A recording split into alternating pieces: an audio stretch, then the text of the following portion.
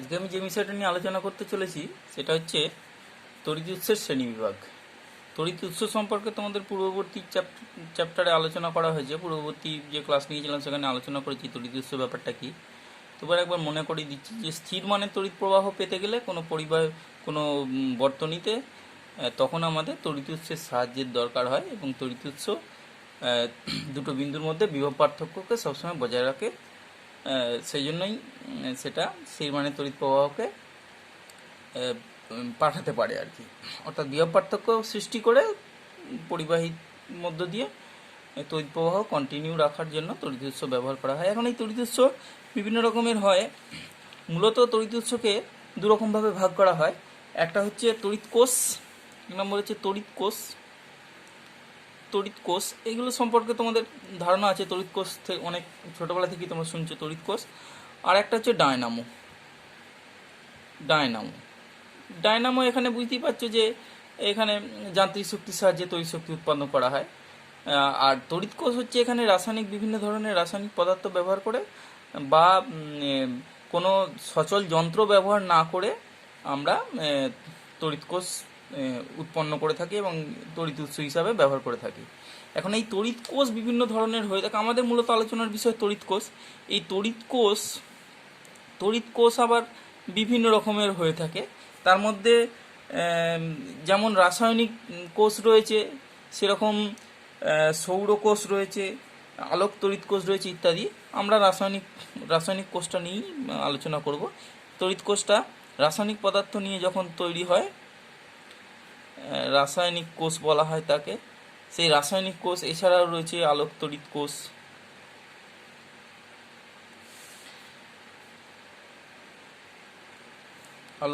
কোষ, ইত্যাদি এগুলো রয়েছে।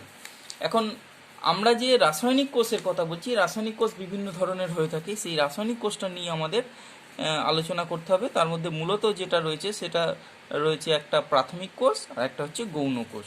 এখন এই রাসায়নিক কোষগুলোর মধ্যে তা এটার মধ্যে প্রাথমিক কোষ একটা রয়েছে। এই রাসায়নিক কোষ ব্যাপারটা, এই প্রাথমিক কোষ ব্যাপারটা কি, সেটা হচ্ছে প্রত্যেকটা কোষেই রাসায়নিক কোষ মানে এখানে রাসায়নিক শক্তি থেকে তড়িৎ শক্তি উৎপাদন করা হবে। তা প্রাথমিক কোষ কেন বলা হয়?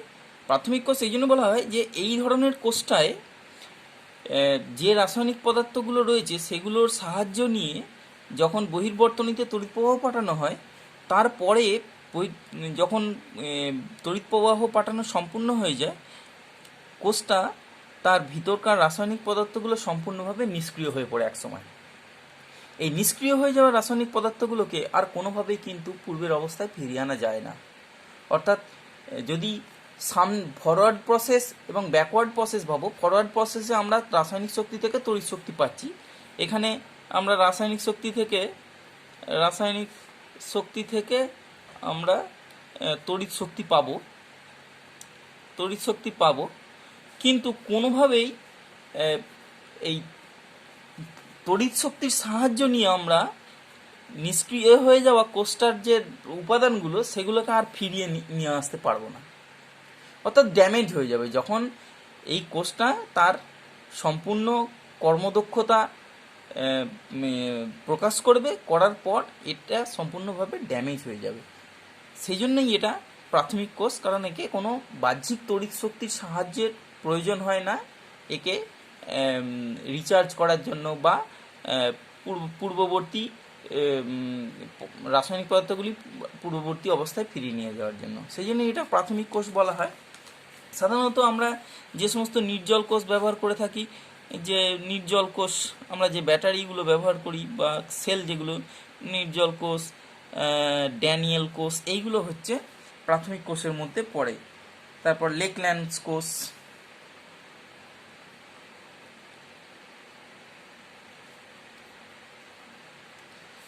ইত্যাদি এগুলো হচ্ছে আমাদের প্রাথমিক কোষের মধ্যে পড়ে, এবং এগুলো সম্পর্কে তোমাদের ধারণাও রয়েছে এবং তোমরা এগুলো নিয়ে বাস্তবে বিভিন্ন ধরনের কাজকর্ম করে থাকো। এখন 2 নম্বর যেটা রয়েছে সেটা হচ্ছে গৌণ কোষ। এই কোষটা কীরকম জিনিস? এই প্রাথমিক কোষে যেমন রাসায়নিক পদার্থগুলো তার কর্মক্ষমতা হারিয়ে ফেললে তাকে আর পুনরায় তাদেরকে কর্মক্ষম করা যায় না। এই গৌণ কোষের ক্ষেত্রে কিন্তু এর উল্টো ঘটনা কি, যে এক্ষেত্রেও কিন্তু রাসায়নিক শক্তি থেকে আমরা তড়িৎ শক্তি পেয়ে থাকি, রাসায়নিক শক্তি থেকে তড়িৎ শক্তি পাবো, কিন্তু যখন রাসায়নিক পদার্থগুলো তাদের রিয়াকশানের মাধ্যমে বহির্বর্তনীতে তড়িৎ প্রবাহ পাঠায়, তখন একসময় কোষটা নিষ্ক্রিয় হয়ে পড়ে। কিন্তু নিষ্ক্রিয় হয়ে গেলেও তড়িৎ প্রবাহের সাহায্যে নিয়ে আবার সেই নিষ্ক্রিয় হয়ে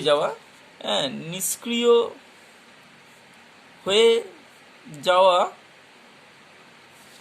রাসায়নিক পদার্থগুলিকে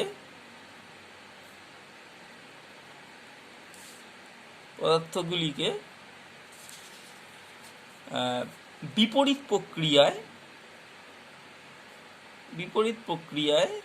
প্রক্রিয়ার সাহায্যে, অর্থাৎ তড়িৎ শক্তির সাহায্যে, বিপরীত প্রক্রিয়ার সাহায্যে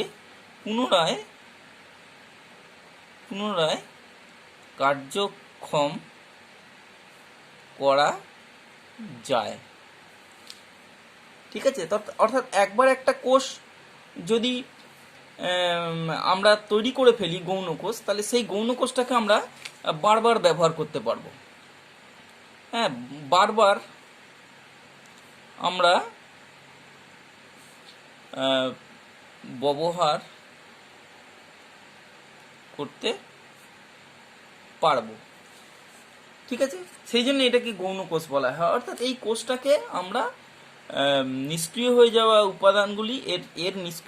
উপাদানগুলিকে আমরা তড়িৎ প্রবাহের সাহায্যে রিচার্জ করে নিতে পারবো। এটা একটা রিভার্সেবল প্রসেস, অর্থাৎ প্রত্যাবর্তক প্রক্রিয়ার সাহায্যে আমরা পুনরায় কোষটাকে উজ্জীবিত করতে পারবো বা কোষটাকে পূর্বের অবস্থায় ফিরিয়ে নিয়ে যেতে পারবো, যাতে করে কোষটা পুনরায় নতুন করে আবার বহির্বর্তনীতে তড়িৎ প্রবাহ দিতে পারে বা তড়িৎ প্রবাহ বজায় রাখতে পারে। সেই জন্য এটাকে আমরা গৌণ কোষ বলে থাকি। এই গৌণ কোষগুলোর মধ্যে মূলত যেটা রয়েছে সেটা হচ্ছে লেড অ্যাসিড সঞ্চায়ক কোষ। এর মধ্যে যেগুলো খুব বহুল প্রচলিত যে কোষ, সেটা হচ্ছে লেড অ্যাসিড সঞ্চায়ক কোষ। এছাড়া রয়েছে ক্ষারীয়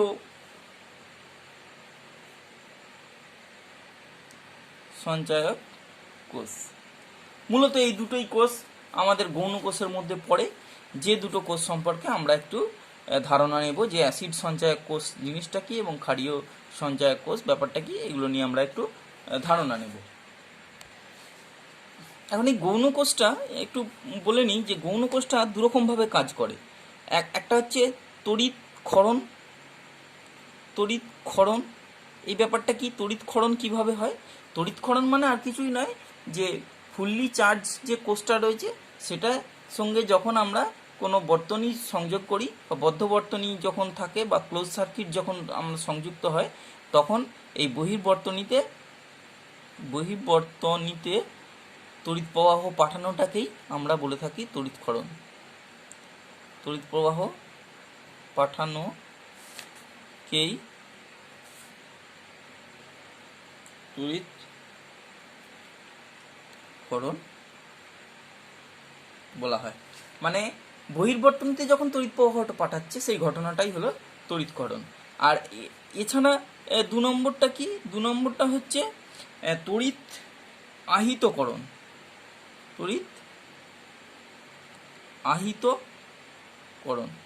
এই জিনিসটা কি? এর উল্টো প্রসেস। তড়িৎ ক্ষরণ মানে কি? তড়িৎ ক্ষরণ মানে হচ্ছে যে তড়িৎ প্রবাহ সেল থেকে যখন বহির্বর্তনীতে তড়িৎ প্রবাহ ঘটছে।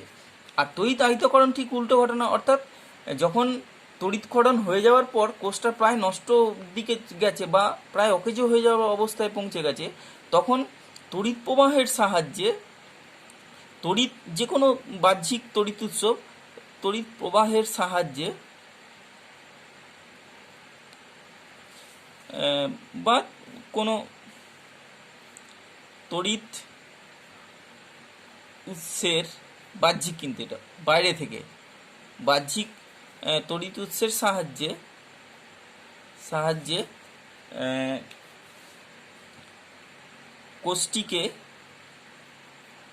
কোষটিকে পুনরায় কর্মক্ষম বা কার্যক্ষম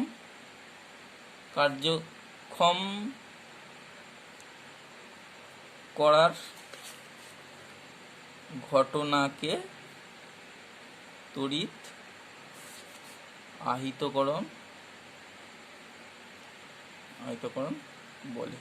এইভাবে তড়িৎ তড়িৎ ক্ষরণের ক্ষেত্রে যেমন রাসায়নিক শক্তি তড়িৎ শক্তিতে পরিবর্তিত হচ্ছে, কারণ এখানে তড়িৎ প্রবাহ আমরা পাচ্ছি, আর আহিতকরণের ক্ষেত্রে তড়িৎ শক্তি উল্টো রাসায়নিক শক্তি হিসাবে সঞ্চিত হচ্ছে। তড়িৎ শক্তিটা কোষের মধ্যে রাসায়নিক শক্তি হিসাবে সঞ্চিত হচ্ছে। সেই জন্য যেহেতু আহিতকরণের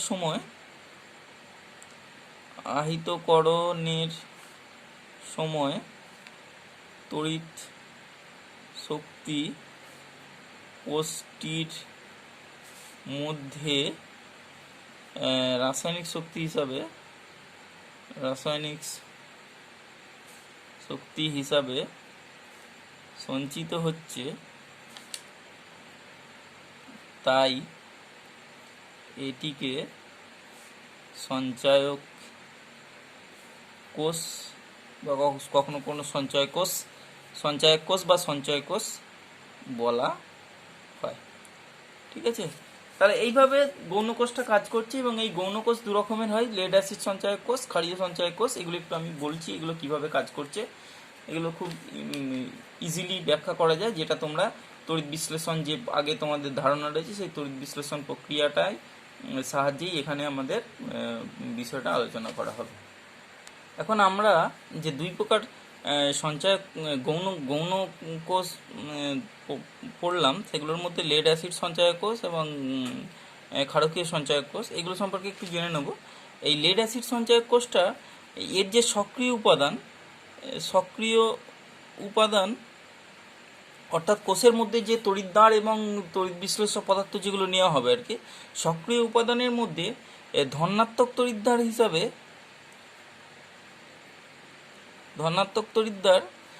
হিসাবে নেওয়া হবে লেড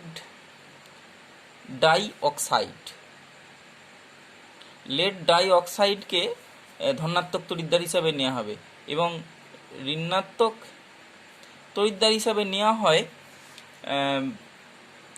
ধাতব লেড, এবং তড়িৎ বিশ্লেষক হিসাবে নেওয়া হয়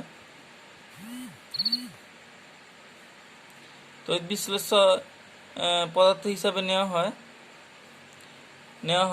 1.25 আপেক্ষিক গুরুত্বের লঘু সালফিউরিক অ্যাসিড, আপেক্ষিক গুরুত্বের লঘু H2SO4।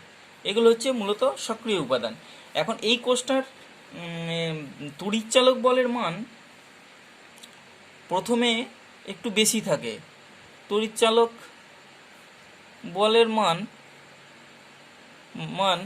প্রাথমিক অবস্থায়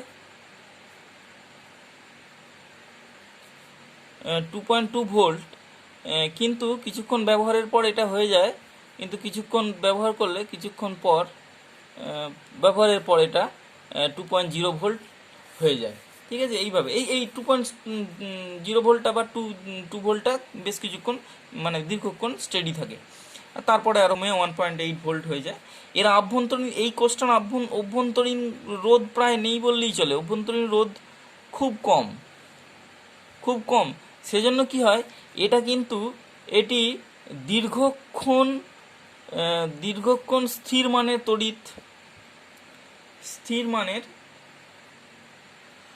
তড়িৎ প্রবাহ সরবরাহ করতে পারে। ঠিক আছে, এটা দীর্ঘক্ষণ ধরে আমরা স্থির মানের তড়িৎ প্রবাহ পেতে পারি লেড অ্যাসিড সঞ্চয়ক কোষ থেকে। এটা সাধারণত আমরা যেটা কোথায় ব্যবহার করে থাকি এই ধরনের কোষ আমরা বাস্তবে, সেটা হচ্ছে আমাদের যে বাস লরি বা ইনভার্টার যে রয়েছে হ্যাঁ, ইনভার্টার ইনভার্টার এই সমস্ত জায়গায় আমরা এটা ব্যবহার করি। এগুলো এই জায়গায় আমরা ব্যবহার করে থাকি। এই সমস্ত জায়গায় যে ব্যাটারিগুলো ব্যবহৃত হয় বা যে তোমরা যে ব্যাটারি বলে থাকো সেগুলো হচ্ছে এই যে লেড অ্যাসিড সঞ্চয়ক কোষ। আমরা এইভাবে এগুলো ব্যবহার করি। এছাড়া আরেকটা রয়েছে, সেটা হচ্ছে ক্ষারীয় কোষ, যেটার সক্রিয় উপাদান হচ্ছে, এক্ষেত্রেও সক্রিয় উপাদান ধনাত্মক তড়িৎদ্বার, সেটা হচ্ছে নিকেল হাইড্রক্সাইড। নিকেল হাইড্রক্সাইড হচ্ছে ধনাত্মক তড়িৎদ্বার এবং ঋণাত্মক তড়িৎদ্বার হচ্ছে লোহা। এবং তড়িৎ বিশ্লেষ্য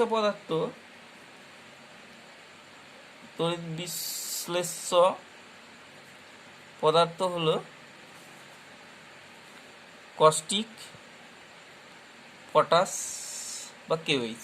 ঠিক আছে, এটা হচ্ছে তড়িৎ বিশ্লেষ্য পদার্থ। এখন এর তড়িৎচালক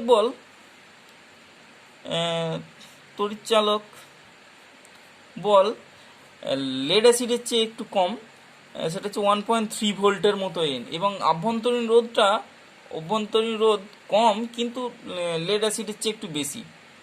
অভ্যন্তরীণ রোধ লেড অ্যাসিডের চেয়ে একটু বেশি। ঠিক আছে, এটা গেল আমাদের ক্ষারীয় কোষ। এটাও ব্যবহার করা হয় আমাদের এই যে বাস লরির ক্ষেত্রে, বিভিন্ন ক্ষেত্রে ব্যবহার করা হয়ে থাকে। তা বর্তমানে এই যে গৌণ কোষগুলো বলা হচ্ছে, এগুলো সব তরল পদার্থযুক্ত কোষ। বর্তমানে নির্জল গৌণ কোষ আবিষ্কৃত হয়েছে এবং সেগুলোকে সহজেই রিচার্জ করে নেওয়া যায় বা আহিতকরণ করে নেওয়া যায়। সেগুলো আমরা সাধারণত এই